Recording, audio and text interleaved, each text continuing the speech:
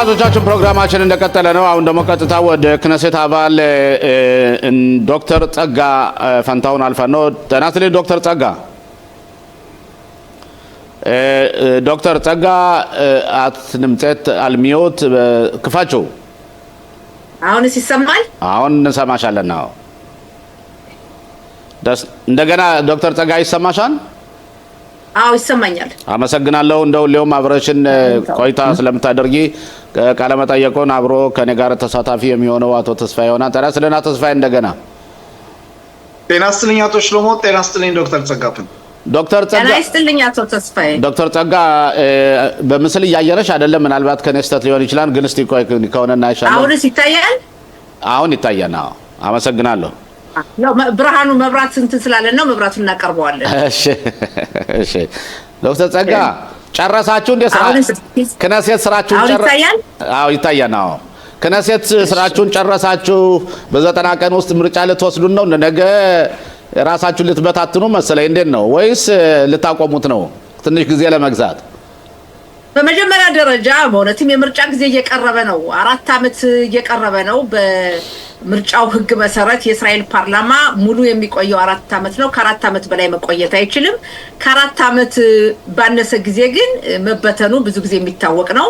በተለይ የብዙ ጊዜ ማለት የቅርብ ጊዜ ትዝታችን በ2019 ዓመተ ምህረት የነበረው ሁኔታ ከ19 አንስቶ እስከ 2022 5 ጊዜ ምርጫ መሄዳችን የሚያመለክተው ክነሴት 4 ዓመት መቆየት አለመቻሉን ነው። የአሁኑ መንግስት ግን በተረጋጋ ሁኔታ እነሆ 4 ዓመት ቆይቷልና የምርጫው ጊዜ እየቀረበ ነው። ክነሴት በቅርቡ ቢበተንም ባይበተንም ምርጫው የሚሆነው ወይ መስከረም ወይ ጥቅምት ነው።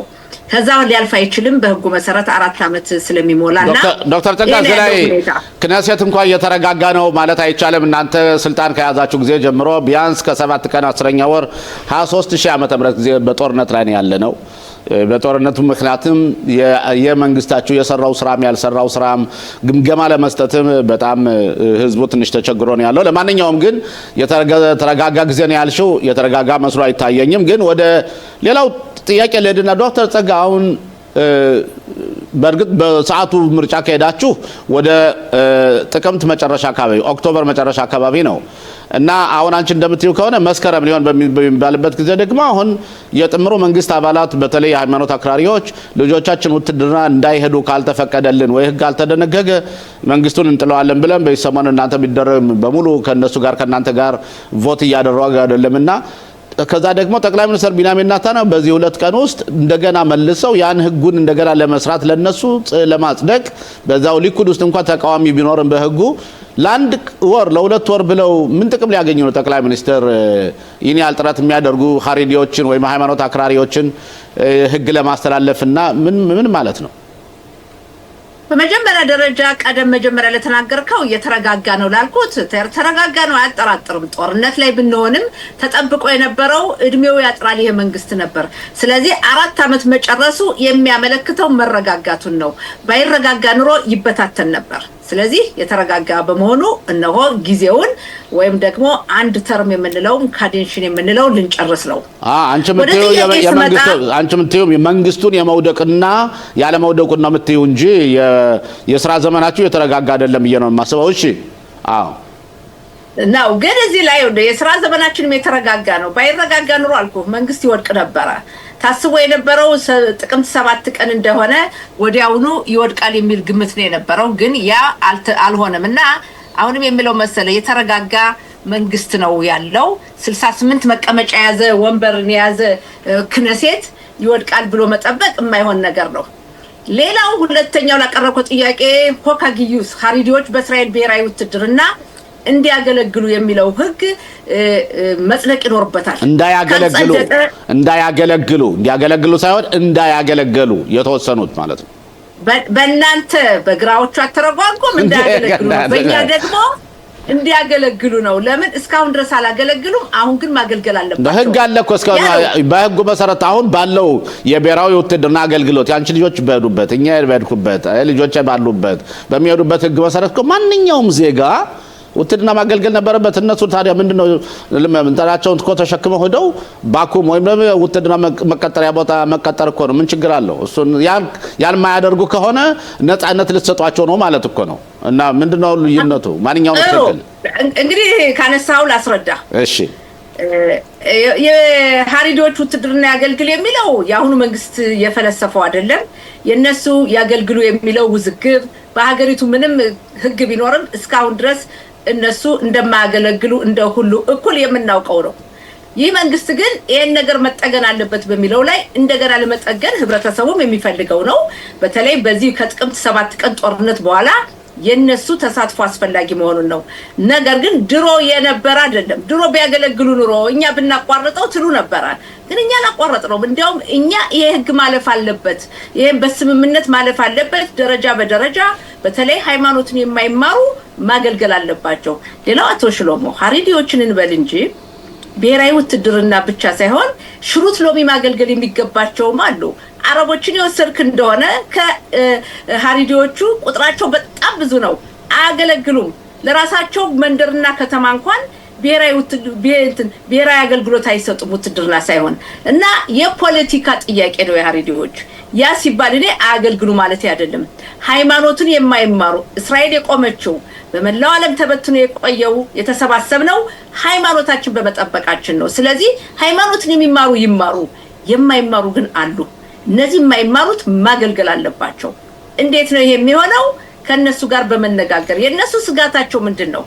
ውትድርና ከገቡ በኋላ ሲወጡ ሂሎን ይሆኑብናል፣ ሃይማኖት መጠበቁን ይተውብናል ነው ስጋታቸው። እና ምን ችግር አለ? እንደ በእነሱ አመለካከት ነው የምልህ። በእነሱ አመለካከት ሃይማኖተኞች ናቸው፣ ሃይማኖትን መጠበቅ ይፈልጋሉ። ሃይማኖት የሚጠብቅን ሰው ሃይማኖቱን ተው ማለት አትችልም። ዶክተር ጸጋ ለምሳሌ አሁን ጽዮኑ ታዳትት የሚባላሉ በተለይ የገንዘብ ሚኒስትሩና የቅልጣ ሚኒስትሩ የሚወክሏቸው ማለት ነው። ከኛ አብራክ የወጣውም ሞሸ ሶሎሞን ያለበት ፓርቲ አለ። ለምሳሌ የነሱ ሃይማኖተኞች ናቸው፣ ግን የነሱ መራጮችና እነሱን የመሰሉ ለምሳሌ በውትድርና ውስጥ ከፍተኛ ተጋድሎና መስዋዕትነት ሁሉ እየከፈሉ ያሉት እነሱ ናቸው። ስለዚህ እነሱ ሃይማኖተኞች አይደሉም ማለት ነውና እነዚህን የሃይማኖት አክራሪ ሃይማኖተኞችን እንዴት በነፃ ለመላክ ወይም ደግሞ የተወሰኑትም ያለች አንቺ እናንተ መንግስት እንዳያገለግሉ ለምን ነው ህግ ለመደንገግ የምትሞክሩት ነው? ለምን ጭራሽ አስፈለገ? ለምን ያንዱ? ሁለተኛው ጥያቄ ሁሌ ጠይቅሻለሁ ዶክተር ጸጋ የአረቦችን ጉዳይ ታነሻለሽ።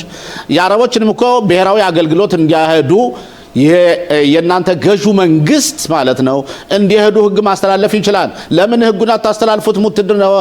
ብሔራዊ ውትድርና እንዲሄዱ አገልግሎት እንዲያደርጉ አረቦች ሁልጊዜ አረቦች አይሄዱም ታያለው። ለምን እናንተ ገዥ መንግስት እናንተ ናችሁ? ጥሩ ጥያቄ።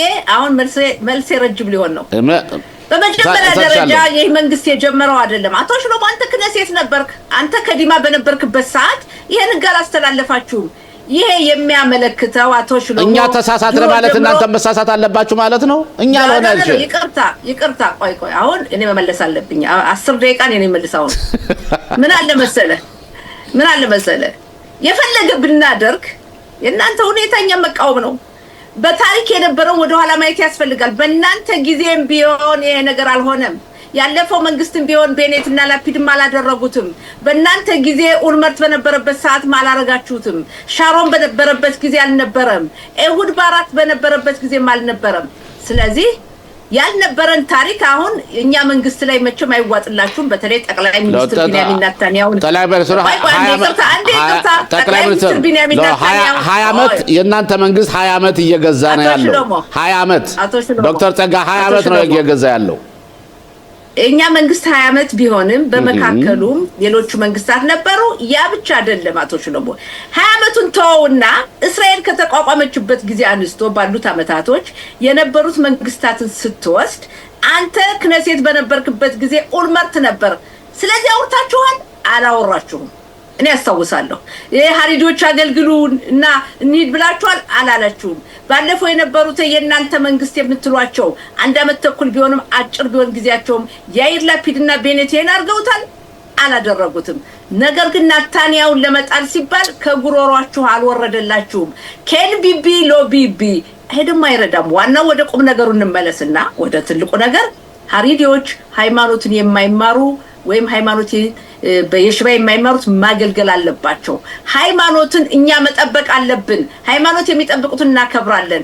ግን የማይማሩትን በሃይማኖት ማገልገል አለባቸው። በመከላከያ ኃይሉም 2 ወታደራዊ ክፍሎች ተዘጋጅተዋል፣ ገብተው ማገልገል አለባቸው። ይህ እንዴት ነው የሚሆነው? በስምምነት በመነጋገር ነው። ይሄም ለህጉ ይቀርባል። ህጉ ከጸደቀ በኋላ እንግዲህ በተግባር መዋል ነው የሚቀረውና ስለዚህ መንግስቱን ሁኔታ ያወሰድክ እንደው አቶ ሽሎሞ አስባችሁት ነበር? 4 አመት ምን ሞላኛ አላሰባችሁት? ዶክተር ጸጋ ህጉን ታስተላልፉታላችሁ አስተላልፉትም? ጥያቄ በኔ ግምት ያልፋል ብዬ ገምታለሁ። በዚህ ካደንሽን ነገ ሮብ ለምሳሌ ነገውን ለምን መሰለ 68 ወንበሮች አሉን። ኦኬ ከ68ቱ 60 ካለ ማረፍ ይችላል። ስለዚህ እናንተ አሁን በሲቶናውት ማለት ነው በጣም በብዙ ሺህ የሚቆጠሩ ትድና እንዳያገለግሉ ለነሱ አገልግሎት ብቻ ሳይሆን የገንዘብ ዶክተር ጸጋ የገንዘብ እዚህ ላይ ማስተካከል ፈልጋለሁ። በግራ ክንፎቹ በኩል የምትተረጉሙት ነገር ያለው በእናንተ በኩል የምትተረጉሙት ትክክል አይደለም። እኛ ካሁን በፊት ያልነበረውን አሁን እንዲያገለግሉ ነው። ዶክተር ጸጋ እነሱ ሊያገለግሉ መምጣታቸው እነሱ ሊያገለግሉ መምጣታቸው አልተዋጠላችሁም። ዶክተር ጸጋ እንዲያገለግሉ ነው ይገባኝ። አንቺ የምትይው ላልስማማም እችላለሁ፣ ግን ይገባኛል የፖለቲካ ጥያቄ ስለሆነ አሁን ባለንበት ሰዓት ውስጥ በብዙ ሺህ የሚቆጠሩ ሀሪዲዎች ወይም ደግሞ ውትድርና እንዳይሄዱ ወይም ደግሞ የሆነ ሳንክሽን እንዳይሆንባቸው ህግ እናንተ ልታስተላልፉ ነው። በአንድ በኩል ግን የኛ ልጆች ውትድርና የሚያገለግሉት አሁን እንደገና 6 ወር ተጨማሪ እንዲሆንላቸው ደግሞ ህግ ተደነግጋላችሁ። ስለዚህ የሚያገለግለው አዙሮ ያገልግል፣ የማያገለግለው ነፃ ይሁን እኮ ነው። ይሄ እኮ ነው እናንተ ስራ እየሰራችሁ ያላችሁት። አቶ ሽሎሞ ነው እኔ በግልጽ ነው ማስቀምጥልህ። በእናንተ በኩል ያለው ትርጓሜ የፈለገ ቢሆን እኔ ልንገርህ አይደለ ነገ ጧት ሁሉም ሀሪዲ የተባለ ውትድርና እንሂድ ቢለው ቢነሱ ሀሪዲዎች ለምን ገቡ ወታደሩ የሀሪዳ ሊሆን ነው ብላችሁ እሪ እንደምትሉ አልጠራጠርም። ለምን ውሃ ቀጠነ ብላችሁ ምክንያት ነው የምትፈልጉ። ግን ትክክለኛ ትርጉም መስጠት አለብን። የማይማሩት ማገልገል አለባቸው አንደኛ። በሁለተኛ ደረጃ ካሁን በፊት የነበረው ብሔራዊ አገልግሎት ዘመን ስንት ነው የነበረው? 3 አመት ነው የነበረው 36 ወራት። ከዛ ተቀነሰና በዛ ፋንታ አብዛኛው በቴክኖሎጂ እንዲያዝ ሆነ ቦታው። ይሄ ውጤት ደግሞ ያለ ሰው ኃይል ችግር እንደሚያመጣ መከላከያ ኃይሉም ግምገማ የሚያደርገው የሚያጠናውም ደርሶበታል። ዶክተር ጸጋ ጠቅላይ ሚኒስትር ቢንያሚን ኔታንያሁ መመላለስ እንዳይሆን ማለት ነው። ዶክተር ጸጋ ጠቅላይ ሚኒስትር ቢንያሚን ኔታንያሁን የህግ ማስተላለፍ አልችልም ብለው በአሁን ባለፈው ሳምንት ስራ እንደጀመራቸው ለሀሬዲዎች አስታውቀው ነበርና ግን አሁን መልሰው ደግሞ በተለይ የሚቃወሙትን የእናንተ የሊኩድ እንደ ዳንኤል ሉዝ እንደ ሃስኬል እነ ሞሼ ሶሎሞን የተለያዩ የክነስት አባላቶች ይህን ህግ የሚቃወሙትን ደግሞ ለምሳሌ የቅሊጣው ሚኒስተር ተቃዋሚ ነው። ያን እነሱን ለማሳመን ግን ጥረት እያደረጉ ነው ጠቅላይ ሚኒስተሩና የኔ ጥያቄ እኮ ለአንድ ወር ተብሎ ለምን እስከ ምርጫው ተብሎ አስቆዩ ነው? በፖለቲካ የተለመደ ጨዋታ ነው። አቶ ሽሎሞ አዲስ ነገር አይደለም። የሚቃወሙትን ለማሳመን መጣር የነበረ ነው። አዲስ ነገር አልተፈጠረም። አንዱ ፖለቲካ ጨዋታ ነው። ገንዘብ ሰጣችሁ ለመግዛት ሞክራችሁ ነበር። ሀሪዲዎች እስከ ጥቅምት ድረስ አብረው እንዲቆዩ ገንዘብ ሰጣችኋቸው፣ ተፋታችኋቸውም እኮ ነው ዶክተር ጸጋ ሀሪዲዎች ጋር ማለት ነው። አቶ ሽሎሞ ነው እኔ አልስማማም ይሄን አባባል። ይሄን አዝናለሁ። ለምን እስራኤል በመጀመሪያ እስራኤል የይሁዲ ሀገር ናት። ከዛ በኋላ ናት ዲሞክራሲ። ለሃይማኖታችን ክብር መስጠት አለብን። ሃይማኖትን ለሚማሩ ሃይማኖትን ለሚጠብቁ ማክበር አለብን። ስለዚህ ይሄን አባባል አልስማማበትም። የሀሪዲ ልጆች እንደማንኛውም መማርም ይኖርባቸዋል። የሀሪዲ ሴቶች መምህራኖች የሚያገኙት ደሞዝ ዝቅተኛ ነው። በአጋጣሚ ሆኖ እኔ ዩኒቨርሲቲ አስተምሬያቸዋለሁ። ስለዚህ ይሄን አባባል አልቀበለውም። እስራኤል ለዜጎቿ ሙሉ በሙሉ ለሁሉም መጨነቅ አለባት። ለሁሉም መሰረታዊ የምትሰጠው እርዳታ ማድረስ ይኖርብናል። አሁን ደግሞ ኮሎኔል ሌፍተናል ኮሎኔል መኮንን ተስፋዬ መስመር ላይ ያሉ። ሰላም ጤና ይስጥልን። ጤና ይስጥልን። ጮማንሽ ነው። እንዴት አለ? ትንሽ ድምጽን ከፍ አድርገህ እንግዲህ አንተ እያልኩ ነው ማናገርህ። አመሰግናለሁ። ምንድነው ያለው ሁኔታ? ወደ ጦርነት ልንገባ ነው ወይስ አይደለም? እስኪ አስረዳን። በጣም ጨነቀን እኮ። በተለይ ፕሬዝዳንት ትራምፕ አቋማቸውን ማወቅ አልቻልንም። በመሰረቱ የሁሉም ጥያቄ እሱ ነው እኮ። እስራኤል እንደ ሀገር ትልቅ ፈተና ላይ ናት። በምንም ሰዓት የአይነት ሁኔታ አላጋጠማትም።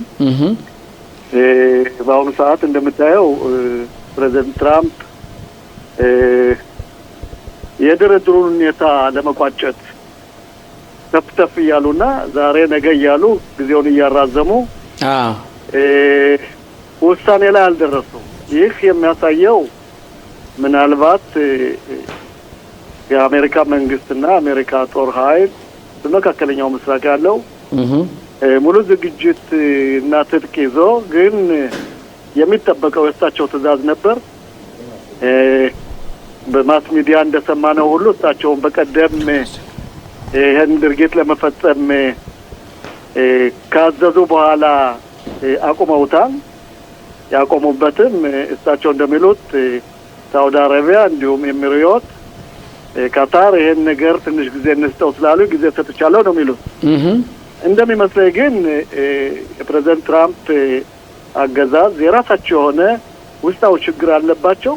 ውሳኔ ያልደረሱበት ምክንያት ከምናውቀው ይልቅ የማናውቀው ይልቃል። ስለዚህ የእስራኤል መንግስትም ይሄን ነው የሚጠብቀው።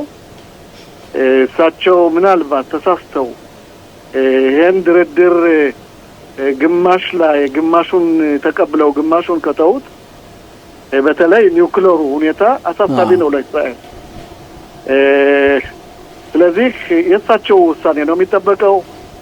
እሳቸው የእስራኤል ሀገር ፍላጎት እንደ ሀገር እንደ መንግስት ኒውክሌር ፕሮጀክቱ በኢራን ሀገር ውስጥ እንዳይቀጥልና እንዲቋረጥ የዳበረው ኡራኒየም እንዲወጣ የእስራኤል ሀገር ትልቁ ፍላጎት እሱ ነው። እሱም ነው የሚያሰጋን። ኢራን ግን እንደ ሀገር አታላይ ሀገር ናት። እያወናበደችና እያታለለች በፕሬዝዳንት ትራምፕ ላይ እየዛተች እየቀለደች ነው ማለትም ይቻላል። ምክንያቱም የእሳቸው ማወላወል በእሳቸው ላይ ትልቅ ተቃራኒነትም እያቀረበባቸው ነው። እስራኤል ሙሉ ትጥቅ አላት፣ ተዘጋጅታም ነበር። እስራኤል በእርግጣው ተዘጋጅታ ያለችበት ሁኔታ ነው። በሚፈጠረው ክስተት በሙሉ ምላሹን ለመስጠት ዝግጁ ናት። ነገር ግን የፕሬዚዳንት ትራምፕ አቋም ስናየው በተለይ ደግሞ ኢራኖች እሳቸውን የሚመለከቷቸው በቃ የሚናገሩትን ነገር እውን የማያደርጉ የማያከብሩ በወሬ ብቻ ጦርነትን ማቸነፍ የሚችሉ ፕሬዚዳንት ናቸው ይሏቸዋል። አንዳንዴ ስትመለከት ደግሞ ይሄን ነገር ምናልባት ኢራኖች የሚሉት ነገር እውነት ይሆን ብለህ የምታስብበት ነገር የሚያደናግር ነገር ይመጣል። እንግዲህ ኢራን የምታደርገው ሁኔታ የተጠበቀ ነበር። ኢራን እንደ ሀገር ትልቅ ሀገር ናት፣ ሀያላን ሀገር ናት ማለት ይቻላል። እውነት ነው። ብዙ መሳሪያም ብዙ የታጠቀችውም አለ። ብዙ የኢኮኖሚ ጉዳት በዓለም ላይ የማድረስ አቅም አላት። ሆርሙዝን የመዝጋት ሌሎችን የነዳጅ ማውጫ በሮችን መዝጋት የምትችል ሀገር ናት። የነዳጅ ማምረት የምትችል ሀገር ናት። በአሁኑ ሰዓት እንኳ ተደብቃ ነዳጅ እያወጣች ነው፣ ለሲንም ለቻይናም ሆነ ለሌሎች ሀገሮች። ትራምፕ አቋማቸው ትንሽ የማይታወቅ ሆኗል። እሳቸው እንደሚሉት ዛሬ ነገ ከቻይና ተመልሼ ነው፣ ዛሬ ደግሞ ሌላ አለ። ስለዚህ ምናልባት ከምናውቀው ይልቅ የእሳቸው ችግር ምን እንደሆነ አናውቅም። ምናልባት መንግስት ሊያውቅ ይችላል፣ በእኔ ደረጃ ግን አላውቅም። ሆኖም ግን እንደ እስራኤል ሕዝብ እንደ አንድ ዜጋ ይህ ሁኔታ ለእስራኤል በጣም አስጊ ነው፣ በጣም አሳሳቢ ነው። እሳቸው አንድ ውሳኔ ቢወስኑና ወደ ጦርነቱ አልገባም ካሉ እስራኤል ትጥቅና ብቃት ስላላት የመወጣት ችሎታ ማለት በተለይ ኢኮኖሚካሊ ወይም ነዳጅ ማምረቻቸውን ትላልቅ ተቋማትን የመጉዳት አቅም አላት፣ ጉልበት አላት። ያልጨረሳቸው ኢላማዎችም አሉ። በትራምፕ ትዕዛዝ ነው የጦርነት የሚቆመው። ስለዚህ የሚጠበቀው የትራምፕ ውሳኔ ነው። ይህን ደግሞ በአሁኑ ሰዓት እስራኤል ሀገር ውስጥ ትልቅ ጀኔራልም ሆነ ጠቅላይ ሚኒስትሩም መቼ እንደሚሆን የሚያውቁ መስሎ አይታየኝም። እስራኤል በዚህ ላይ ትልቅ ስጋት አለባት። አሳሳቢ ነገር ነው። የሚናቅም አይደለም። ምክንያቱም አሜሪካን ጦር ትታው ከወጣች በሆነ ድርድር አታለውም ሆነ ካሸነፉ አንደኛ ኢራን አሸንፋለች ማለት ነው። ኢራን የአሜሪካ ጦር ሙሉ በሙሉ ሀያላን ሀገር ሙሉ በሙሉ መካከለኛው ምስራቅ ጦሯን አስቀምጣ በዚህ ሁኔታ ጦሯን ወደ አሜሪካና ወደ ሌሎች ቦታዎች ከመለሰች ኢራንም አሸንፋለች ማለት ይቻላል። ምክንያቱም ዞሮ ትራምፕ የወሰኑት ሁኔታ ወይም ያስቀምጧቸው መስፈርቶች ሙሉ በሙሉ ተቀባይነት የላቸው። አልፎ ተርፎ ኢራን የራሷ የሆነ መስፈርት አስቀምጣ ካሳ ይገባኛል፣ ይሄን አጉዳችሁብኛል፣ ሚሳኤልን ትጥቅን አልፈታም፣ ሌሎችም ሆርሙዝን ዘግቼ እቀራለሁ፣ ሆርሙዝ ቀረጥ እቀበላለሁ ያልነበረ ከጦርነቱ በፊት ያልነበሩ መስፈርቶችን አስቀምጣ በዓለም ላይ ቀውስ ለመፍጠር ትፈልጋለች። እሺ ትራምፕ ነገር ከተቀበሉት በእውነትም ተሸንፈው እንዴት ነው ጅራታቸውን አስገብተው ወደ አሜሪካ ይመለሳሉ ማለት ነው። ተስፋይ ረሳው አይደል? ይቅርታ እኔ ሁል ጊዜ የምናገረው ነው። ለእኔ ማይክሮፎን ከሰጡኝ እኔ ነን ስቶፕ ነው የምሰራው፣ በቃ ያለ ማቋረጥ። ስለዚህ አንዳንዴ መሀል ላይ ገብተህ ብታስቆሜ ደግሞ መልካም ነው። ችግር የለም አይቸው፣ ምንም ችግር የለም። ጤና ይስጥልኝ ኮሎኔል መኮንን ተስፋ። እንግዲህ በእውነት ስለ ኢራን እና አሜሪካ አንስተናል። በሆርሙዝ ወሽመጥ ላይ አሁንም ብዙ ክስተቶች እየታዩ ነው። አሜሪካ አሁንም ቢሆን እዛ አካባቢ ጥቃቷን አላቋረጠችም። የተኩስ አቁም ስምምነቱ እንዳለ ሆኖ ሌላው በሀገራችን ውስጥ ያው በሊባኖስ በዛሬ ዕለት ነፍስ ይማር ተጠባባቂ ወታደር ሜጀር ኢታማር ሳፒር ዛሬ ነው የቀብር ስነ ስርዓት የነበረውና እስራኤልስ በሊባኖስ በኩል ያለውን የመጨረሻ ጣፋንታ ምክንያቱም የተኩስ አቁም ስምምነቱ እንዳለ ሆኖ ግን ታጋይ ወታደሮቻችን በአሁን ሰዓት በእውነት እየተቀጠፉ ነውና ይሄ ያላት እርምጃ በዚህ ጉዳይ ምንድነው? ሁለቱን ጥያቄዎች ነው አከታትዬ የጠየቁት ከይቅርታ ጋር።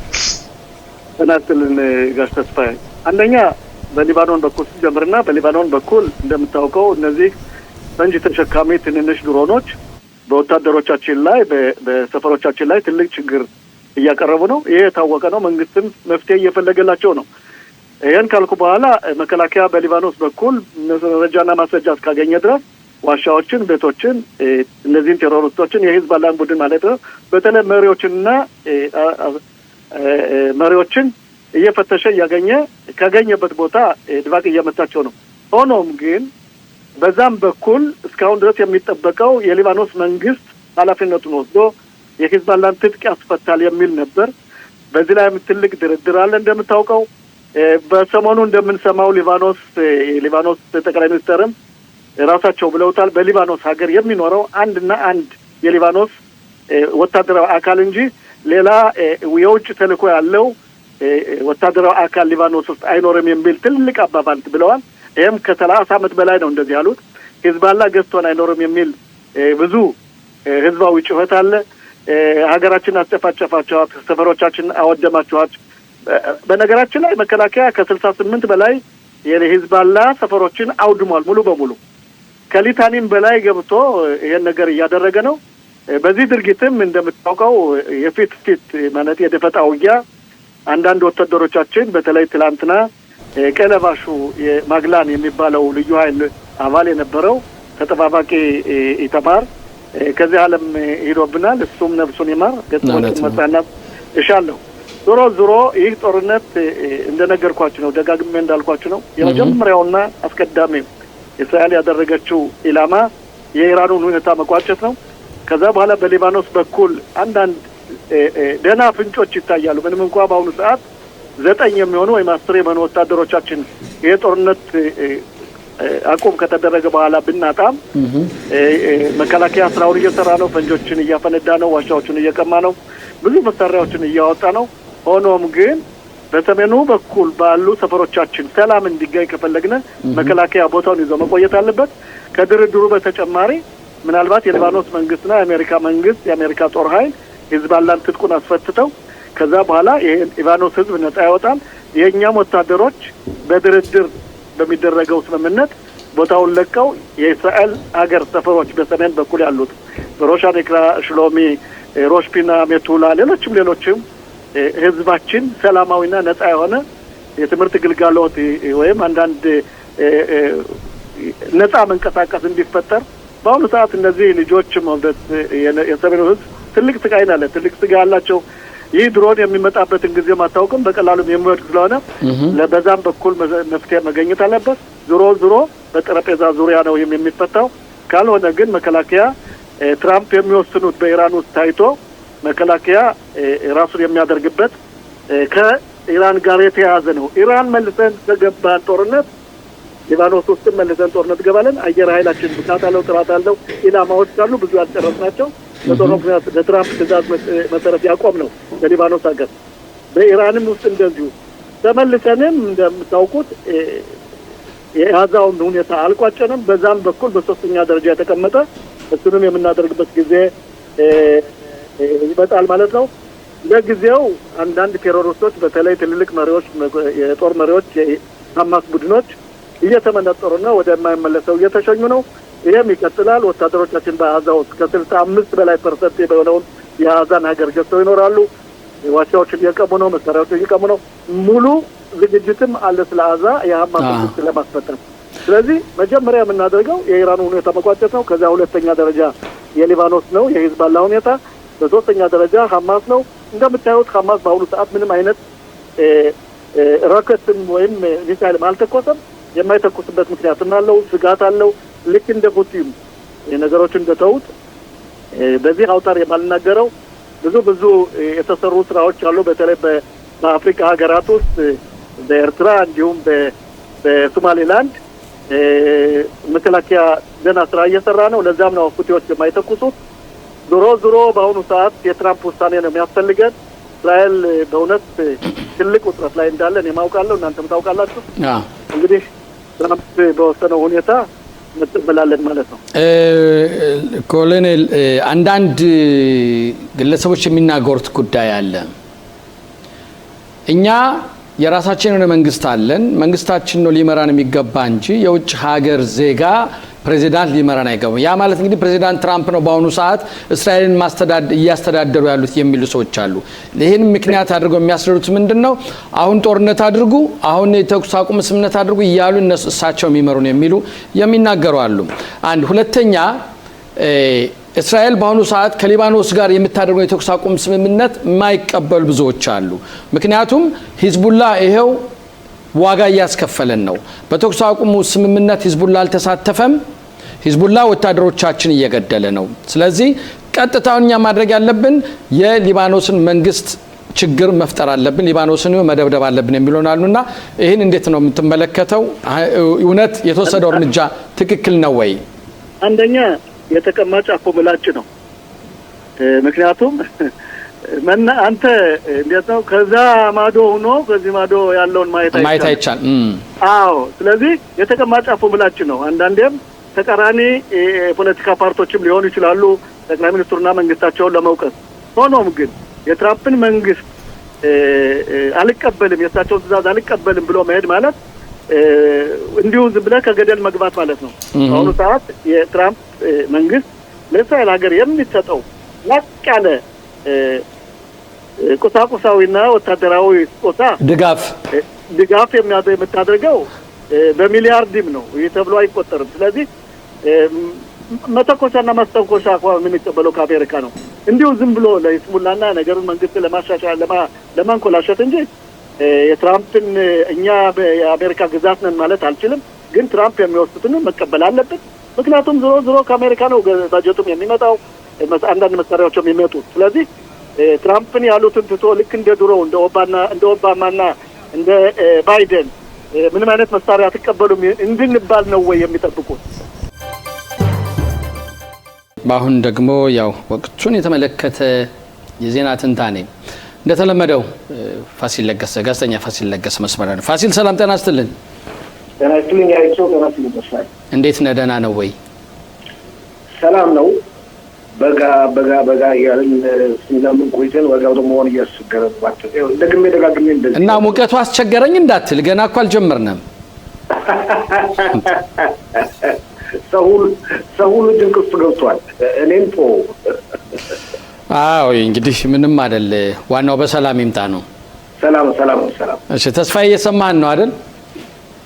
አዎ እየሰማሁ ነው። ጤና ይስጥልኝ ፋሲል። ጤና ይስጥልኝ አይቼው በድጋሚ ጤና ይስጥልኝ። እንግዲህ አይቸው በተስፋዬ በመጨረሻ ላይ ባጠቃልለው የፖለቲካ ጉዳይ ብንጀምር የመጀመሪያ ድምጽ መስጠት ስነ ስርዓት ተካሄደ እንጂ መጨረሻው ቀረበ ማለት አይደለም። አዎ ምን ማለት ነው ይሄ? ውይይቱ ይቀጥላል ማለት ነው። እንግዲህ ከዚህ የድምጽ መስጠት ስነ ስርዓት በኋላ 110 ድምጽ ያለ ተቃውሞ የተገኘው ወደ ህግ ኮሚቴ ይተላልፋል። ይህ ኮሚቴው ደግሞ ውይይት ያደርግበታል። ህጉን ካረቀቀ በኋላ ለሁለተኛና ለሶስተኛ ድምጽ የመስጠት ስነ ስርዓት ይመልሰዋል። እዛ ላይ ለመድረስ ግን ብዙ ውጣ-ውረድ አለ። እዛ ላይ ለመድረስ ግን የኮሚቴው ሊቀመንበር ብዙ ጊዜ የጥምር መንግስት ተወካይ ፓርቲዎች ወገን ኮሚቴው ሊቀመንበር እንደፈለገ አጀንዳውን መሳብ ይችላል። እንደፈለገ አጀንዳውን ወደ ኋላ ማስቀረት ይችላል። ግን በአጠቃላይ ሁኔታ ስንመለከተው ያሞኔ ምርጫው ከጥቅምት 27 ቀን 2026 ዓ.ም በኋላ ሊካሄድ አይችልም። በሀገሪቱ ህግ መሰረት ያም ሆነ ቀረ ያም ሆነ ተባለ መስከረም አጋማሽ መጨረሻው ቀን ያው ጥቅምት 27 ቀን ነው። ስለዚህ ከዛ በፊት ደግሞ እንደመስለኝ ከሆነ በምርጫው ወቅት እንዲረዳቸው የጥምር መንግስት አባላት በሃይማኖት አክራሪዎች ድጋፍ ምንም እንኳን ማለትም ጥምሩ መንግስት እንበትናለን ቢሉም የተለያዩ 3 እና 4 ህጎችን ከመበተናቸው በፊት ለማጽደቅ ዝግጅቶችን እያደረጉ ነው። እንግዲህ ምን ያህል ሊሳካላቸው ይችላል? ግን ይሄ ፋሲል የውትድርናው ጉዳይ በማስመልከት ላይሳካላቸው ይችላል። ስለዚህ ዋናው ርዕስ እኮ ወደ አሁንም ወደ መንግስትን ከመበተን ክነሴት ለመበተን የሚወስድን እኮ ይሄ ነው። ያ ሁኔታ እልባት ካልተሰጠው ምክንያቱ ይሄ ነው። አይቸው ምክንያቱ ነው። እንደ ምክንያት አድርጎ የተወሰደው ይሄ ነው እንጂ ምርጫ ችግር ከአመት በፊት የነበረ ችግር አይደለም። ምንም እንኳን ጥቅምት 7 ሁሉም ነገር ቢለውጠው እሺ ስምምነት ላይ ለመድረስ ሲፈልጉ ኖሮ ከ6 ወር በፊት ስምምነት ላይ ደርሶ ነበር። ነገር ግን አሁን ሲመለከቱት ቀን እየቀረበ ሲመጣ ስምምነት ላይ መድረሱ እንደማያዋጣ እየተረዱት የመጡ ይመስላል። ምክንያቱም በሁለቱም ወገን ተቃዋሚዎች ስለሚበዙባቸው። ስለዚህ ይህ የመጀመሪያው ርዕስ ሆኖ በአጀንዳ መልክ በምርጫው ወቅት ቅስቀሳ ይደረግበታል ብዬ አላምንም። በምርጫው ወቅት ከፍተኛ ቅስቀሳ የሚደረግበት አይቸው ያው ቢቢን ትፈልጋላችሁ፣ ቢቢን አትፈልጉ የተለመደ ነው። ይሄ ነው ዋናው ቅስቀሳው። ግን ይሄ በዚህ ዙሪያ ግን ቅስቀሳ እየተደረገ በዚህ ዙሪያ ምርጫ እየተደረገ እሱን ትፈልጋላችሁ አትፈልጉም፣ ቢቢን ትፈልጋላችሁ አትፈልጋላችሁም፣ የሀገሪቱ ተጨባጭ ሁኔታ አሳስባቸውም ወይ? ለምንድነው በዚህ ሁኔታ ጠቅላይ ሚኒስትሩ ይኸውልህ ፋሲል እዚህ ጋር ምንድነው ጠቅላይ ሚኒስትሩ ስህተት ሰርተዋል ከተባለ ህግን ተላልፈዋል ከተባለ ህግ አለ፣ በህግ ጉዳዩ ተይዟል። በህግ በመጨረሻ ላይ የሚወሰኑ ውሳኔ ይወስናል። ግን ከዛ በፊትኛ ከዚያውን ትፈልጋላችሁ አትፈልጉም እሱ ይሄ አይኛው ክፍለ ዘመን ቢሆን ኖሮ እንደዚህ ብለን እናስባለን። ገባህ? እውነቱንና ውሸቱን መለየንበት የምንችልበት ጊዜ ክፍለ ዘመን ነበር። አሁን አይደለም እኮ 21ኛው ክፍለ ዘመን የተለየ ክፍለ ዘመን ነው ማለት ይቻላል። እውነቱ ምን እንደሆነ ውሸቱ ምን እንደሆነ የሚታወቅበት ሁኔታ የለም። ያም ሆነ ጠቅላይ ሚኒስትሩ እንደሚቀርቡ እንደሚወዳደሩ ገልጸዋል። በግምታዊ ጥናቶች አሁንም የመሩ ናቸው። በአንጻሩ ደግሞ በተቀናቃኝ ፓርቲዎች ዘንድ መሪ ማን እንደሚሆን ገና ፉክክሩ እንደቀጠለ ነው። ትናንትና ደግሞ የእስራኤል ቤቴኑ ፓርቲ ሊቀመንበር ሊበርማን እኔም ጠቅላይ ሚኒስትር መሆን ፈልገዋለሁ ብለዋል። 7 ይችላሉ። 7-6 መቀመጫ ቢኖረኝም ቤኔት አሳይቷቸዋል። አዎ ቤኔት ሳድሩ ወይ ደግሞ የምሳይመቸኝ ያሞላ እዚህ ደረጃ ላይ መድረስ ማሸነፍ አለባቸው ተቀናቃኞቹ እንደሆነ ነው። እሺ ተስፋዬ ተቀናቃኞቹ እንዳያሸንፉ ደግሞ በስልጣን ላይ ያለው መንግስት ደጋፊዎች ደግሞ ጥረት ማድረግ አለባቸው እና አሁን ያለንበት የፖለቲካ ወቅት በጣም ውጥረት ያለበት ወቅት ነው። በአንጻሩ ደግሞ ሁላችንም እንደምናውቀው የመከላከያውና የጸጥታው ጉዳይ ደግሞ እንደዚህ ያሳሰበን ነው። ሁሉ ነገር የተያያዘ ነው። እውነት በአጠቃላይ ሁኔታ ነው። አመሰግናለሁ ፋሲል። ወደ ተስፋዬ ጥያቄ ይኖረዋል። ጤና ይስጥልኝ በድጋሚ ፋሲል። እንግዲህ ምርጫው በእውነት ብዙ ጊዜ አልቀረውም።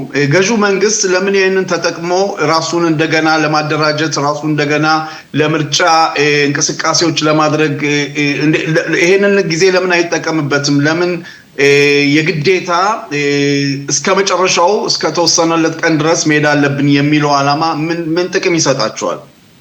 ምን ጥቅም ይሰጣቸዋል? አንደኛ የቀሩ ህጎች አሉ። እነዛ ህጎች ማጽደቅ ይችላል። አንደኛ ትልቁ ነገር ህጎችን ማጽደቅ ሁኔታ ነው። እነዛ ህጎች መጽደቅ ያለባቸው ህጎች በተለይ በምርጫ ወቅት ህዝቡን ለመቀስቀስ ይረዳሉ በሚል አመለካከት ነው። ሌላው እንግዲህ በተለይ ተቀናቃኝ ፓርቲዎች ሁሉ ነገር ዝግጅት ማድረግ ጀምረዋል። ስፒከሮች እያወጡ ነው፣ መፈክሮች እያወጡ ነው። የጥምሩ መንግስትን ፓርቲዎች እንደዚሁ በመጠኑ ቢሆን ጀምረዋል። እንግዲህ በአሁኑ በእስራኤል ከሚወዳደሩ ፓርቲዎች 2-3 ፓርቲ ብቻ ናቸው ውስጣዊ ምርጫ ያላቸው። ሌላው አለቃ ነው የሚሾሙ። እነሱም የዲሞክራት ፓርቲ፣ የሆኑት አዳዲስ እና የሊኩድ ፓርቲ። አሁን እነዚህ ደግሞ ፓርቲዎች ደግሞ እንግዲህ ውስጣዊ ምርጫዎችን ሁሉ ማጠናቀቅ አለባቸው። እንደሌሎቹ ከበላይ የሚሾሙ ብቻ ስላልሆነ ግን ያው አጠቃላይ ሁኔታ ስንመለከተው ቀስቀሳው ተጀምሯል። ምርጫው ተጀምሯል። እስካሁን ድረስ ብዙ ነገሮች መስራት ያልቻለው ገዢው መደብ ብዙ ነገሮች ሰርቷል። ግን የቀረ ለማለት ይህን ያህል ብዙ የሚጨምረው ነገር ያለ መስሎ አይታይም። እስከ መጨረሻው ቀን እንኳን ባይኬድ 1 ወር መቀነሱ ምን ያህል ትርፍ ሊያመጣ ይችላል? ምንም ልዩነት የለም።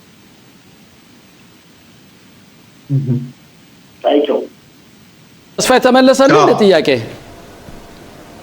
አዎ ተመልሶልኛል። ዛሬ አንዳንድ የፓርቲ መሪዎች እነዚህ አዳዲስ ህጎች እንዳይደነገጉ ይውረዱልን የሚል ጥያቄ የሚል መልስም እስካሁን አልተገኘም። ሆኖም ግን እንዲህ አይነት ነገሮች እየተነገሩ ነው። እንግዲህ ይሄን እንዴት ታየዋለህ? ግልጽ አይደለም ጥያቄው። ተስፋዬ ጥያቄ ምን መሰለህ፣ አንዳንድ የፓርቲ መሪዎች እንደ ቤኒ ጋንስ የመሳሰሉት እነዚህ ከምርጫው በፊት የተወሰኑት አሁን የገዢው መንግስት ሊያቅዳቸው የሚፈልገውን ህጎች ይውረድልን፣ ከዚህ በኋላ እኛ ወደ ምርጫ መሄድ እንፈልጋለን የሚል ነገሮች ተናግረዋል። ይሄንን እንዴት ታየዋለህ? ስንት መቀመጫ ነው ያላቸው? የቀድሞ ጦር ኃይሎች ኤታማዦር ሹም ቤኒ ጋንስ ፓርቲያቸው በአሁኑ ወቅት 4 የተቀሩት ሁሉ ለቀዋል። እየለቀቁ ስለወጡ አሁን እንግዲህ 4 የተቀሩት ሁሉ ለቀዋል እና 4 ድምፅ ያለው እንደ ትዕዛዝ ማቅረብ ይችላል። እንደማይሆን እኮ ነገር ጥምሩ መንግስት ፍላጎት ካለው እነዛ ህጎች መጽደቅ ካለባቸው ሰው ቢናገሩ ምንድን ነው የሚባለው? ባቡር ይሄዳል። ያው ባቡሩ ላይ መውጣት ከፈል የሚፈልግ በአስቸኳይ መውጣት አለበት ማለት ነው። ፋሲል እዚህ ላይ አሁን በእውነት ቤኒ ጋንጽን ካሰብን ቤኒ ጋንጽ እንደሚታየው ከሆነ በተለይ በሚደረጉት ግምታዊ ጥናቶች የማለፍ እድል እየታየ አይደለም። አሁን ግን እሳቸው ግን እስከ መጨረሻው ድረስ ይሄዳለው እያሉ ነው። አንዳንድ አብሯቸው እስካሁን ድረስ የተጓዙተኝ የክነሴት አባላቶችም የእሳቸውን ፓርቲ እየለቀቁ እየሄዱ ነው። ይህ አቋማቸው ግን ወዴት ነው የሚወስደው? እንግዲህ ሰውየው ወታደር ናቸው፣ መጠንቀቅ የለብንም። ያሙኔ ሌፍተናንት ጀነራል ለእነት ማዕረግ ላይ ደርሰው ነበረ። የእስራኤል የጦር ኃይሎች ነበሩ። እውነት ነው። የተለያዩን ከወታደርም ወታደር አየው ነበሩ። ስለዚህ እስከ መጨረሻው ደቂቃ ድረስ ምኞታቸውን ለማሳካት ይጥራሉ። ያም ሆነ ይህ በእውነት እሳቸው ጠቅላይ ሚኒስትር ቢንያሚን ኔታንያሁን ጋር አልቀላቀልም የሚለውን መፈክር ስለማያነግቡ ያው ተቀናቃኞች በከፍተኛ ሁኔታ ይወቅሷቸዋል። ግን ከህዝቡ ዘንድ አይቸው ሰሞኑን የሚወጡትን ግምታዊ ጥናቶች መመልከት በቻለ ተስፋዬ ከህዝቡ ዘንድ የሚያገኙት ድጋፍ በትንሽ ቢሆን እየጨመረ እየመጣ ነው። እንግዲህ በተለይ ተቀናቃኝ ፓርቲዎች ድምፅ ያቃጠላሉ እና አስቀድመው ፓርቲውን ያፍርሱ እያሏቸው ነው። እሳቸው አንተም እንደገለጽከው እስከ መጨረሻው ላይ ድረስ እጓዛለሁ እያሉ። ጥያቄ ካለ? እንግዲህ በእውነት በዚህ ምርጫ ላይ በአሁን ሰዓት አንድነት የሚለው ፓርቲ የናፍታሊ ቤኔት እና እነሱ በጣም ሊኩድ ጋር አሁንም ቢሆን እነሱ ናቸው እንግዲህ አስኪ ሆነው የተገኙት። መጨረሻው ምን መስሎ ይታያል ፋሲል? በአሁን ሰዓት እነሱ እንቅስቃሴያቸውን ቀጥለዋል፣ በየሀገሩ እየተዘዋወሩ ነው። ለዚህም ነው የገዢው መንግስት ይሄን ጊዜ ለምን አይጠቀምበትም ያልኩት። እነሱ ስራቸውን እየሰሩ ነው። አንዱ እኮ ስራ ፈት እኮ ነው። አንዱ ሁለት መሪዎች ነው ያሉት አይደለ? የዚህ ፓርቲ አንደኛው ስራ ፈት ነው። ስለዚህ ጊዜ ያለው ጠቅላይ ሚኒስትር ቢንያሚን ኔታንያሁ በ7 ግንባር ጦርነት ላይ ያሉ መሪ ናቸው።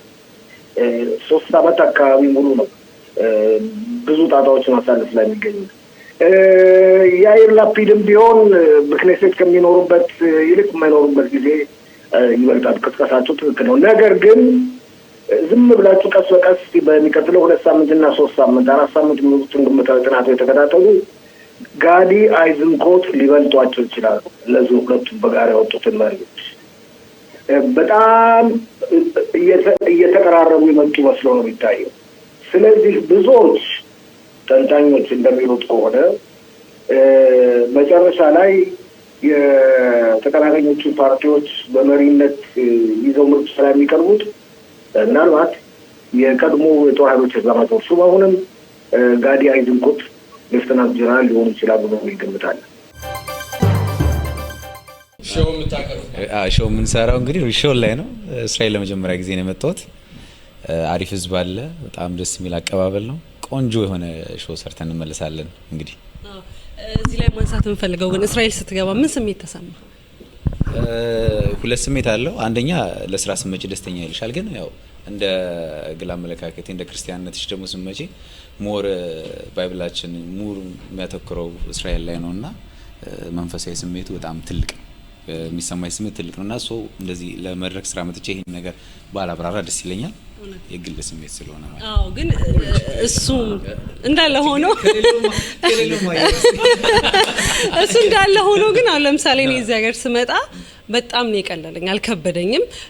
ለምሳሌ ድሬዳዋን የምታውቃት ከሆነ አሁን ሁሉንም ሰው ድሬዳዋን ያለውት ነው የምላቸው። እዛ እንዳለ ስሜት ነው የሚሰማውና ለዛ ነው እንዴት ተሰማው ያለው። አየሩ ተመሳሳይ ነው፣ ሞቅ ያለ ስሜት ነው። እንደውም ጥሩ ጊዜ ነው የመጣ ነው። በጣም የሞቀበት ሳለ ያልመጣ ነው። ግን አሁን ላይ በጣም ቅልል ያለ ነው።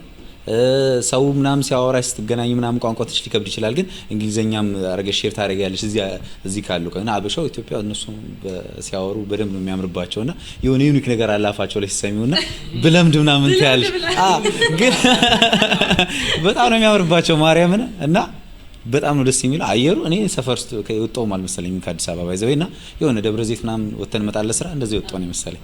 ግን በጣም ኮምፎርታብል ተመችቶኛል ነው ማውራሽ። እንግዲህ ተመልካቹም ኦዲየንሱም ደግሞ በጉጉት እየጠበቃችሁ ነውና ምን ያህል ተዘጋጅታችኋል? ይሄንን ህዝብ ለማዝናናት ለማስደመም እንግዲህ አገር አቋርጣችሁ ነው የመጣችሁትና የተለየ ስሜት አለው። አገር አቋርጠሽ ስትሄጂ አገሩን ለቆ 10 አመት 20 አመት 6 ወር አለ ግን ብዙ አመት የቆየ ሰው አለና ሚናፍቀው ቴስት አለ። እኛን እዛ በቲቪ መስኮትም በሶሻል ሚዲያም እኛን የሚያይበት መንገድ አለና ሙዚቃችን የሚያዳምጥበት ስሜት አለና ያን ስሜት ይናፍቀዋል። ልክ አገር ውስጥ እንዳለ ስሜት እንዲሰማው ማድረግ አለብን። ባሚዬ ደግሞ በጣም ቤስት ባህል ሙዚቀኛ ናት። ትመልሳቸዋለች፣ ቲፒካል ውስጥ ታስገባቸዋለች። ሞደርኑ እንደሞ ኢትዮጵያ የሆነ ቴስት ያለው ዘመናዊ ሙዚቃ ደግሞ ነው ያገኙታል። በደንብ አድርገን በሁለቱም ሳናዳላ ባላንስ አድርገን ሪላክስ አድርገናቸው አይች የሚቀር ሰው ያለ አይመስለኝም። እኔ ቦታው ይበቃል በዚህ ሁኔታ። ይሄ እንግዲህ አዘጋጁን ብንጠይቀው እሱ የበለጠ ማብራሪያ ይሰጠን ይችላል። ቦታ ይበቃል አይበቃም እንግዲህ አባባሉ ሰምተዋል። እየሰማሁት ነው እኔ ራሱ ገና ካሁኑ እንዴት ነው ወገብን ታጥቀት መጣል ለባሉ ዝዋዜው እኔ ወደ ባሚ ለመጠጋት ትንሽ እንቅስቃሴዎችን ሞከር አድርጌ ነው የመጣሁት። ላለመሸነፍ ነው። እስቲ አሁን እንግዲህ ከራሴም ከሰዎችም ማቀርባቸው ልበላቸው። እሺ ከራሴም ከሰዎች ልበላቸውና ከኔ ጋር ያለውን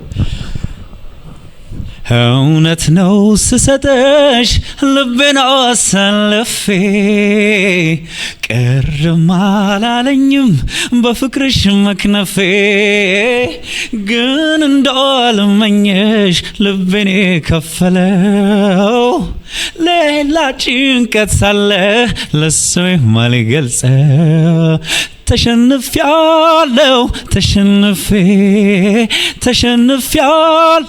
ተሸንፌ ልቤን ሰጠሁሽ አሳልፌ ፍቅርሽ ብቻ ነው ለኔ ትርፌ ትግርኛው ሲል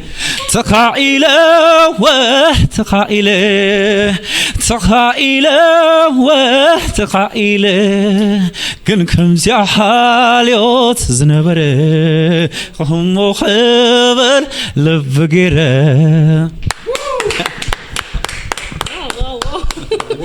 ዋው ወደ ኋላ ነው የመለሰን ይሄ ሙዚቃ አስተውሳለሁ ሲወጣ በቃ በጣም መነጋገሪያ የነበረ በጣም የተወደደ ሙዚቃ ሙሌ ሲባል ሁላችንም የምናስታውሰው ሙዚቃ ነውና ደስ በሚል አቀራረብ ሙሌ ተሸንፈያለሁ ግን የምር ተሸንፈዋል አሸንፈል ይሄ ነገር ገና ብዙ ያነጋግረናል ይሄ ብዙ ያነጋግረናል አሁን ዋንጫ ተቀበል ንግግር የለም ዛሬ እኮ በኩራት ኢንተርቪው ላይ እኮ ያለበስም እንደዚህ አይነት ልብስ ባይዘ አግባብም አይደለም ሰውኛ ከሀገር ስትወጣ ሪላክስ ታደርጋለህ በቲሸርት በቱታ ምናምን ግን ዛሬ ክብር ልብስ ነው ዛሬ ክብር ልብስ ነው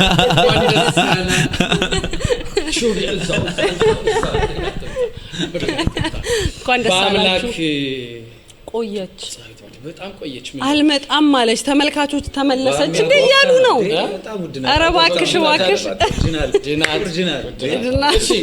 ኧረ እባክሽ ያሉ ነው እውነት ነው ባቢዬ እንኳን ደህና መጣሽ ቆየሽብን በጣም እንኳን ደህና ቆያችሁኝ ለመጀመሪያ ጊዜ ነው የመጣሽው ወይስ እንዴት ነው ለመጀመሪያ ጊዜ ነው ግን ያው ብዙ አድናቂዎቼ ብዙ ወዳጆቼ እዚህ ስላሉ ቤተሰቦቼም እዚህ ስላሉ በቃ ያደኩ ያህል ይሰማኛል ስለዚህ እንደ አዲስ አይደለም ፊል ያደረኩት ከዚህ በፊት መጥተሽ እንደምታውቂ እንደዛ ህዝቡ እዚህ ስለሆነ ምን ጥያቄ ያለው ፍቅር ነው የእስራኤል ህዝብ ያሰብሽው ነው ግን አንዳንዶቹ እስራኤል መሄድ ይላሉ አርቲስቶች ሲመጡ እስራኤል ስንልኩኛ ውጪ የትን አይነት ሰማን ኢትዮጵያ ያለን አይነት ስሜት የሚሰማን የሚሉዋል ልክ ነው ያው ያደኩ ያህል ይሰማኛል ልኮ ለዛ ነው ህዝቡን በጣም ፍቅር ነው በጣም ተወዳጅ ህዝብ ነው ያለ ብዙ ነገር አክብሮቱ ሰው ወዳድነቱ ይሄ ነው የሚባል አይደለም ኢትዮጵያዊነትን ባህል የተላበሰ ነው እድገታቸውን ያልቀየሩ ሌላው ማህበረሰብ እንደዚሁ በዚህ ያነጹት ይመስለኛል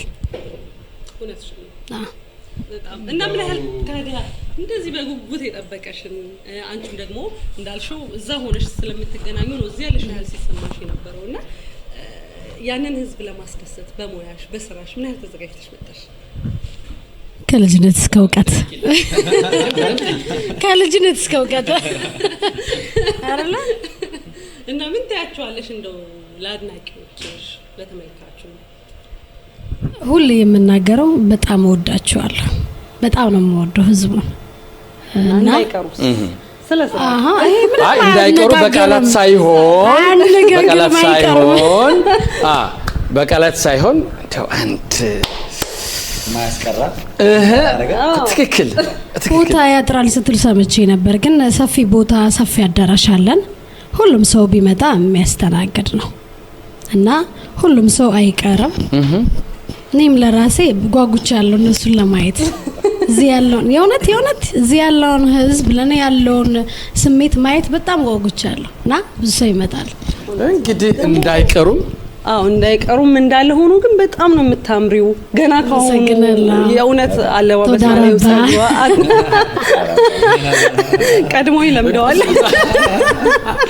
ተዳለሽ አይደል እንዴት ጋራው ማይለውና በጣም ነው የምታምሪው እንዲ ነው ማለትም ይከብደኛል በእውነት እኔም በቅርብ ነው በርግጥ የመጣሁትና እዚህ የምታዩ ኮሚኒቲ ማህበረሰቡ በጣም ነው ደስ የሚለው ከኢትዮጵያ እንወጣሽ አይሰማሽም የበለጠ ደግሞ ሚናፍቀውን ወይኔ ለሰከንድ ኮረሳውሽ አንቺም ለካ አይደል እንዴ?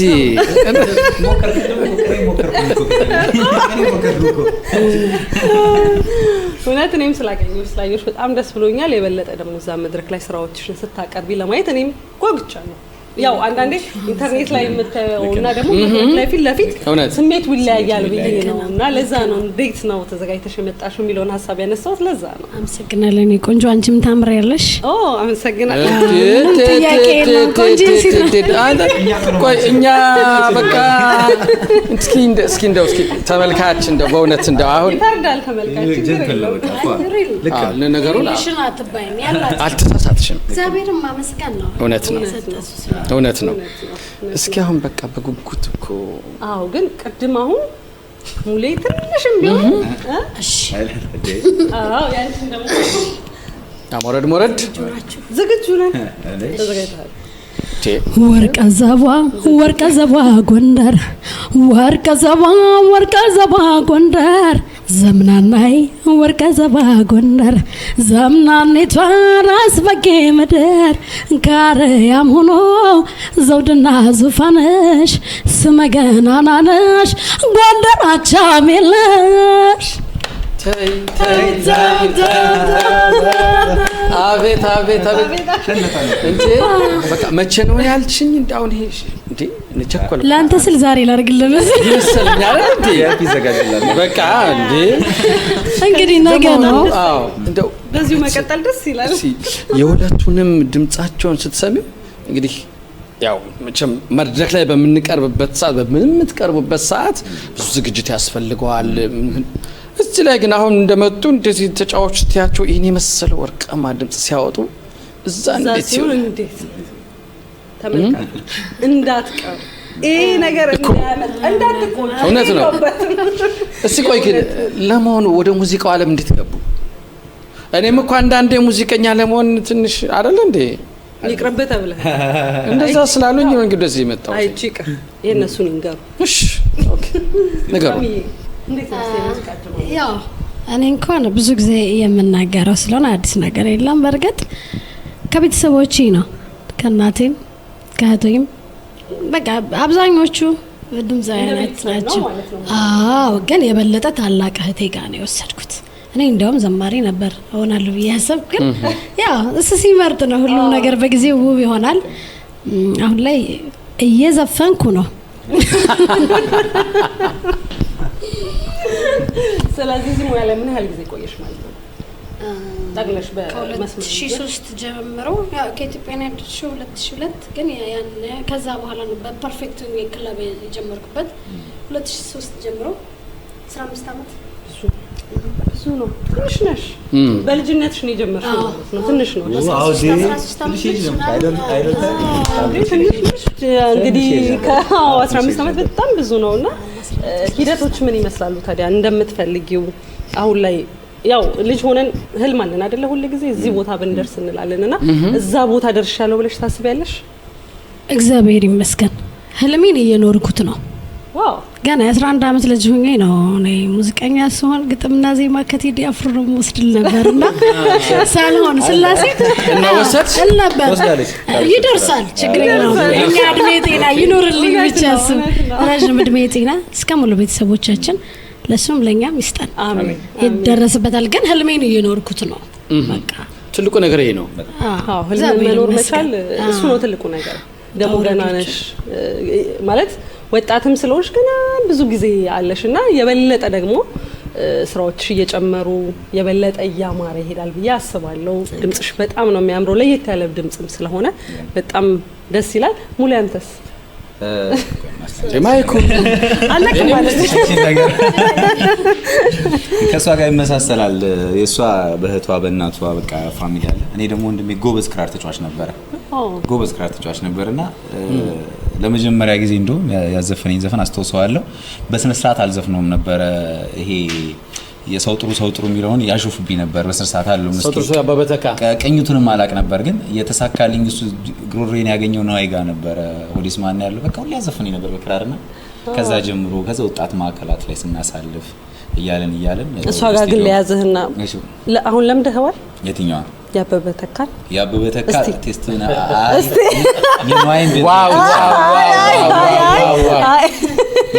የተገኘበት አይሻል እኛም እንደ ወንድም ያሾህብህ ነበርና እኛ እንዳናችሁ በዛ ሰዓት ሰው ጥሉ እያልከኝ መቆላጠፍም እኮ ነው ይዛኔ ስለብቻ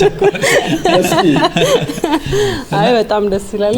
ከወጣት ማዕከላት ከዛ ስቱዲዮ ላይ ራሳችንን ቴስት እናደርግ ሚውዚክ ሜዲ ምናምን ትሬኒንግ ስናደርግ ቀስ ያለ መጣን እዚህ ጋር። መሀል ላይ ደግሞ ያው በተለያየ የጤና እክል ምክንያት ተቀብለህ ነበረ።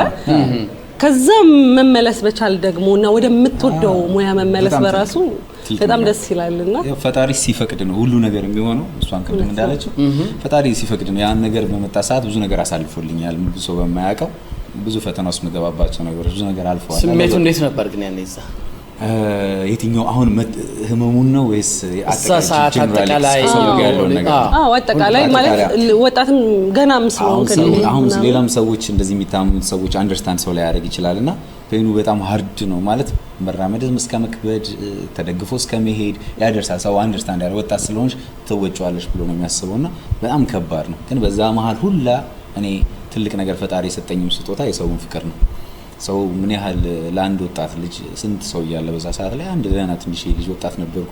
ያንን ልጅ በፍቅር ተንከባክቦ ሁላ ሰው በአንድ ድምጽ ሶሻል ሚዲያውንም ይዞ እየደወለልኝ በቴክስት ቤት እየመጡ ትላልቅ አርቲስቶችን ማከብራቸው ሲመጡ ምደነግጥላቸው ሰዎችን ዘፈናቸውን ዘፈን ያደጉ ሰዎች ራሱ እየመጡ ነጎሴ ምናምን በቃ ለኔ ትልቅ መስመርና ሰው አለ ላይክ የሚል ነገር ስሜትና ትልቅ መልክት አለው ለኔ በዚህ። በጣም ደስ ይላል። ከዛ መልስ ነው እንግዲህ አሁን ወደ ስራ እየተመለስክ ያለውና እዛች ጋር ግን እንደው በዛ ህመም ማለፍ ቀላል ነገር አይደለምና ለሌላው ተመልካች ምን ትለዋለህ ይሄንን ፕሮግራም? ምክንያቱም እንደዚህ አይነት ህመሞች ከራሳችንም ጥንቃቄ ጉድለት ሊመጡ መዘናጋቶችም ይዟቸው የሚመጡ ቀድመን መከላከል የምንችላቸው ብዙ ነገሮች አሉና ምን አይነት ጥንቃቄ ማድረግ አለበት ሰው ጤናው ላይ ትኩረት ማድረግ ስላለበት ብዬ ነው። እንደየስራው ባህሪ ሰው ልጅ ብዙ አይቀመጥ እንቅስቃሴ ማድረግ አለበትና ወደ አፍ ውስጥ የሚያስገባው ኤኒ ካይንድ ኦፍ ነገር ያው ማድረግና በየአመቱ ቢያንስ አንዴ ከቻለ ሁለቴ ራሱ ምርመራ ቢያቀደሙም ቢያቀላለው እና ደግሞ በሁሉም በእኛ በኢትዮጵያኖች ላይ ብዙ ነገር የለም። ብዙ ግን ባይዘ እኔ ታመምኩ ሰዓት በየፀጉር ቆራጭ ጋርም ሲሄድ ሁሉም ገብቶ ታክሟል። ሄጄ ታየው እኮ ወገቤ እንደዚህ ሰማኝ ተመረመርኩና ለብሶ መዳን ይሙኛለሁ። ነው የሚገርማችሁ ነገር አንድ ነገር ልንገራችሁ። ሶሪ ሰዓት ካላስቆባችሁ ከዛ ከተመለስኩ በኋላ በእኔ ምክንያት እየታመመ የነበረ ሰው እስኪሞቱ የሚጠበቁ ሰዎች መዳን ይችላል ተብለው በጣም ብዙ ክፍለ ሀገራት ላይ ያሉ ሰዎች ታክመው ድነዋልና ፈጣሪ ምክንያትም አድርጎኛል። ተስፋ ከመቁረጥ ውስጥ ወጣው ማለት ነው። በጣም ደስ ይላል። እሺ ማይ ሰዓታችን እየተገባደደ ነው። 2 ደቂቃ ብቻ ነው የቀረን። መጨረሻ ጥያቄ ምጠይቅ ዛሬ ነው አልጠይቅም ብያለሁ። አስረኩልኝ ሰጥቻለሁ። እዚህ የሚኖራችሁ ቆይታ ምን ያህል ጊዜ ነው? እንግዲህ ከስራው ባሻገር ነገን ጨርሰን አርብ ለሊት ተጓዦች ነን። ለነገሩ ቀደም ብላችሁ ስለመጣችሁ ያያችሁ ስለማየት ያለባችሁ ነገር አገሯን ዞር ብላችሁ አያችሁ? አየን። በተወሰነ መንገድ ምንድን ነው ጥያቄው? ምን አይነት ጥያቄ ነው የምትጠይቀው? ጥያቄ መልሻለሁ። እስኪ እኔ ግን ከተመልካች ጋር ከስራቸውን ካቀረቡ በኋላ በቃ እንቀጥል የሚሉ ነው ይመስለኝ። እሱን ያዥልኝ። ምክንያቱም ህዝቡ በጉጉት እየጠበቃቸው ስለሆነ በቃ እንድገም። ስራቸው መቼ ነው ለመሆኑ? የት ነው ቦታው? ከፋርግ ማይካል ርሽለጽዮን መካቢ በ16 ደረኻ መካቢ ሐሙስ ነገ ምሽት ላይ ይጀምራል። ቀደም ብላችሁ መጣችሁ ትኬት ቁረጡ፣ ቦታ እንዳይያዝባችሁ። ያራዛን ትኬት ተሽጧል። ዛሬ ማለት ነው። ከዛሬ ጀምራችሁ ቁረጡ። ስልክ ቁጥር ስለተለጠፈ መደወል ይችላሉ። በ30 ሰከንድ ማለት የምትይው ነገር ካልሽ መድረኩ ያንቺ ነው። እዚህ ለመድረስ እግዚአብሔር ይመስገን። የኢትዮጵያን ህዝብ የእስራኤልንም ህዝብ ኢትዮጵያኖችን በጣም ወዳቸው ማከብራቸው ከጎኔ ስለሆኑ አብዛኞቹ ተወላጆቹም ራሱ ቋንቋ ባልችልም ተሰባብረውም ቢሆን በጣም የሚደግፉ ልጆች አለው። እዚህ ድረስ ጠርታችሁ አክብራችሁ ጠርታችሁ ህዝባችን ላይ ተደራሽነት እንድናገኝ ስለረዳችሁን እናመሰግናለን። እንወዳችኋለን። እኛም እንወዳችኋለን። እንዳትቀሩ። ሙሌ በቅድሚያ እናንተ እዚህ ድረስ ጠርታችሁ ህዝብ ፊት ስራችንን ለማስተዋወቅ እኛም ከህዝብ ጋር ስላገናኛችሁ በጣም እናመሰግናለን። አዲስንም በጣም አመስግኑልን። አዲስን በጣም አመስግኑልን። እዚህ ድረስ መተን ከህዝባችን ጋር እንድንገናኝ ስራችንን እንድናቀርብ የናፈቁንን እኛም ልናያቸው ምንወዳቸውን ህዝባችን ጋር ስላገናኝ በጣም አመሰግናለሁ። ሌላው ደግሞ እስራኤል ላይ የምትገኙ አጠቃላይ ኢትዮጵያኖች እንወዳቸዋለን። እንገናኛለን። እናመሰግናለን።